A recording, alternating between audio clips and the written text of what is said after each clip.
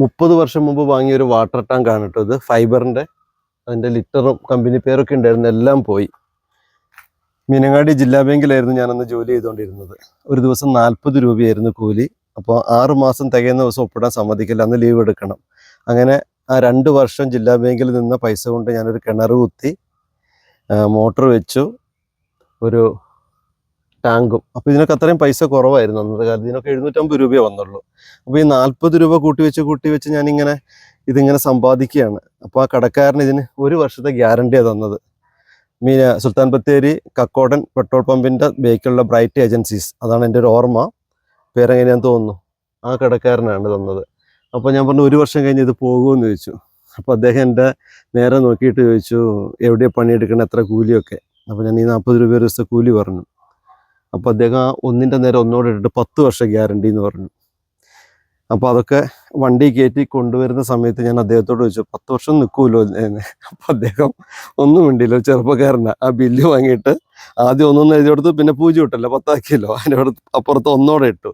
101 വർഷത്തെ ഗ്യാരണ്ടി പോരേന്ന് വെച്ചെന്നോട്. അപ്പോൾ ഞാൻ ചിരിച്ചിട്ട് പോന്നു.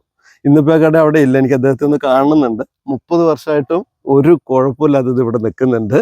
എന്നെ അദ്ദേഹം ഇൻസൾട്ട് ചെയ്തില്ല കേട്ടോ. എൻ്റെ ഇല്ലായ്മയെന്ന് എൻ്റെ ആ ചോദ്യങ്ങളോട് അദ്ദേഹം പോസിറ്റീവായിട്ട് പെരുമാറി. നിങ്ങൾക്ക് ആർക്കെങ്കിലും കക്കോടൻ പമ്പിൻ്റെ ബേക്കിൽ ബ്രൈറ്റ് ഏജൻസീസ്, ഷാർപ്പിൻ്റെ മോട്ടറൊക്കെ അദ്ദേഹമാണ് വിറ്റുകൊണ്ടിരുന്നത്, അദ്ദേഹത്തിൻ്റെ നമ്പർ ഉണ്ടെങ്കിൽ ഒന്ന് ഷെയർ ചെയ്യണം, ഒന്ന് കാണാൻ ആഗ്രഹമുണ്ട്. ഇനി അടുത്ത കാര്യം, ഈ ടാങ്ക് കൊണ്ട് വെച്ചപ്പോൾ അമ്മച്ചി പറഞ്ഞു വെള്ളം തിരിക്കുമ്പോൾ ഫോഴ്സിൽ വരുന്നില്ല എന്ന്. അങ്ങനെ അന്നത്തെ കാട്ടുകല്ലുകളൊക്കെ പറക്കി കൂട്ടി കുറച്ച് സിമെൻറ്റും മണലൊക്കെ കൂട്ടിയിട്ട് ഞാൻ ഇവിടെ ഇത് പൊക്കത്തിൽ വെച്ചു.